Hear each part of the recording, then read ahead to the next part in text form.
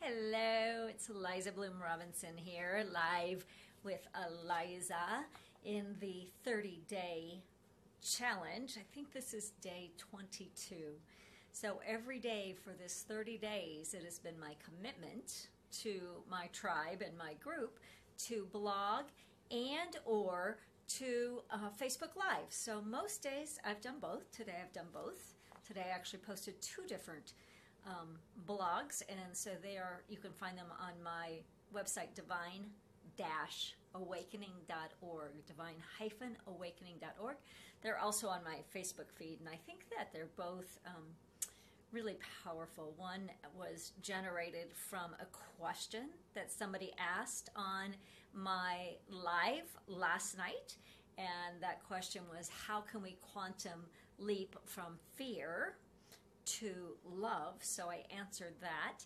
And then the second one is actually titled Is the Quantum Field God? And this was generated from a class that I teach. I teach the Unity ministerial students. I teach in the seminary. And last week, right at the end of class, somebody threw that question out. And so I answered it in my typical 30-second answer and said, okay, I'll write about that. So class is tomorrow. So I had to do my assignments. So those are both floating out there today. I would love for you to just take a look at them and let me know what you think, because I think they both have the word quantum in it, so that was really fun for me today.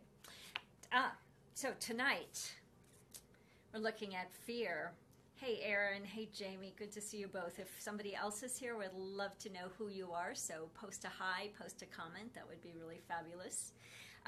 Today we're in my book, Falling into Ease, of course, because that is the work for so many of us. And so right as I was getting ready to go live a few minutes ago, my phone rang, so I handed my book to my husband. I said, open it, pick me a page, and this is what he picked.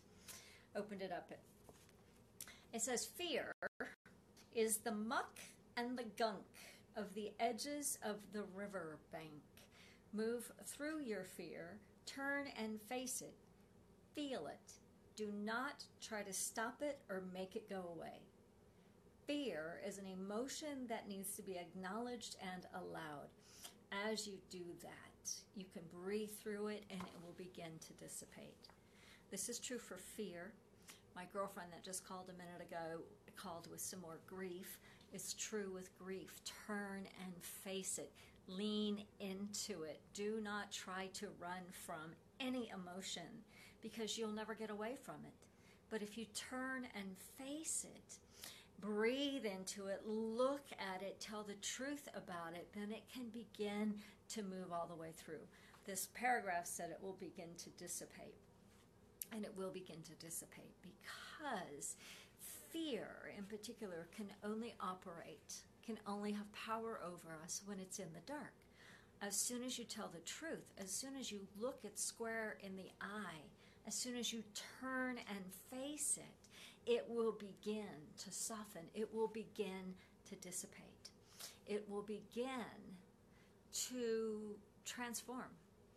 And what you might find underneath it is anger or grief or sadness or rage, or you might find a belief that you're carrying. But regardless of what you find, when you turn and face it, it has no power over you when you look at it.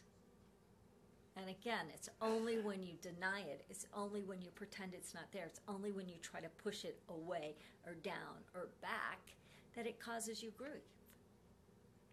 So take a look at it, whatever it is you might be experiencing. Breathe into it, tell the truth about it, then take another breath. Many of you who've been watching know I've been dealing with quite a bit of grief in my world in the last couple of weeks, and beyond that, but actual grief from death recently, and it's kind of rocked my socks, and today I kind of found my footing again with that. And I know that the reason I could do that is because I was willing to feel it. I was willing to look at it, to allow it to burn in and through my body, and that's what it feels like. Allow it to crack my heart wide open. Allow it to break me apart. anytime we experience that breaking apart, whether it's through fear or anger or grief or whatever it is you're experiencing it opens you up to more love.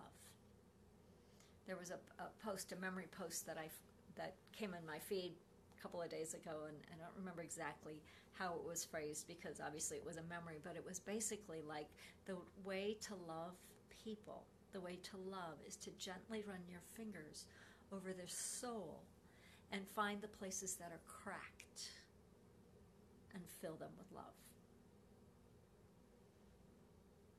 If we do that right now for our planet, we do that right now for the people who are grieving, for the people who are hurting, for the people who are terrified, for the people who are being victimized, whether by another person or by a weather pattern or by anything at all.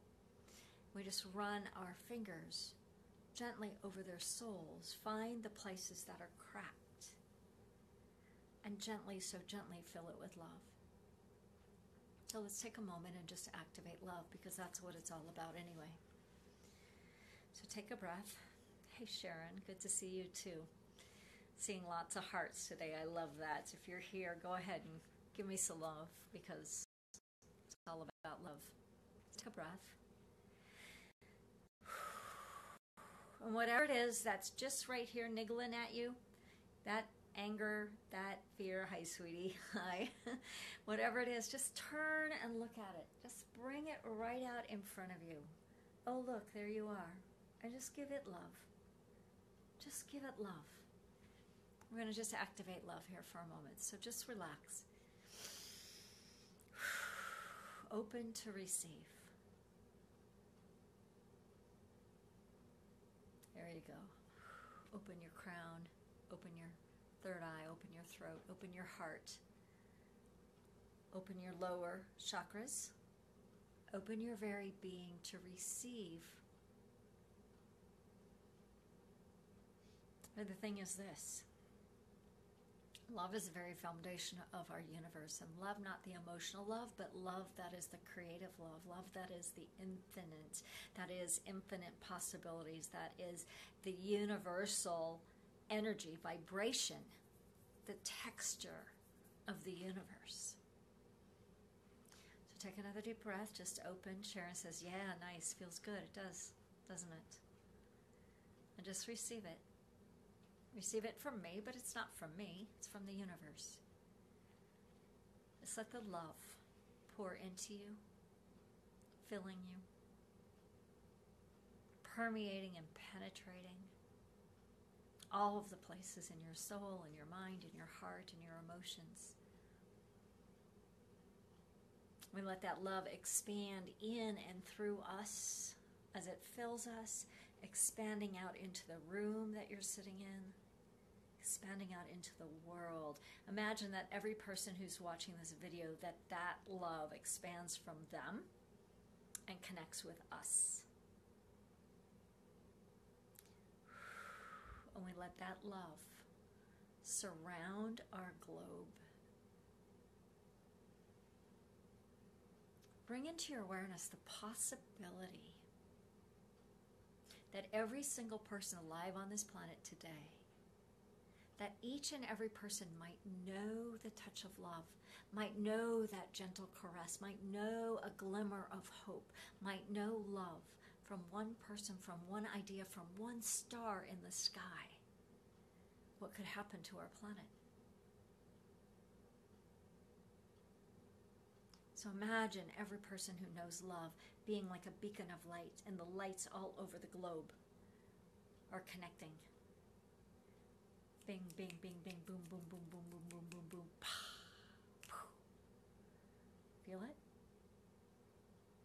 And all of a sudden, instead of a dark planet,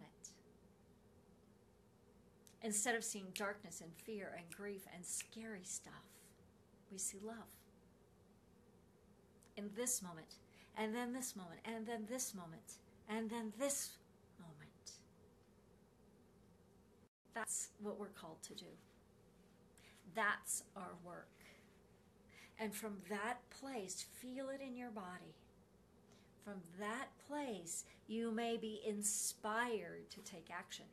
from that place, take action in love, as love, and through love. That's what will change the planet. So from my heart to yours, I so appreciate each and every one of you who watches these lives. I would love to hear from you. Please make a comment. Oh, hey, Jen. I haven't seen Jen for a long time. We were talking about you today, Jen. Got lots of hearts coming. Love that. Love that. So one more deep breath, one more opening to receive. Feel the love. Feel the love. Love you too, Sharon. Love you all. That's it for tonight. I'll see you all next time. Thanks for being here. Mwah. Bye-bye.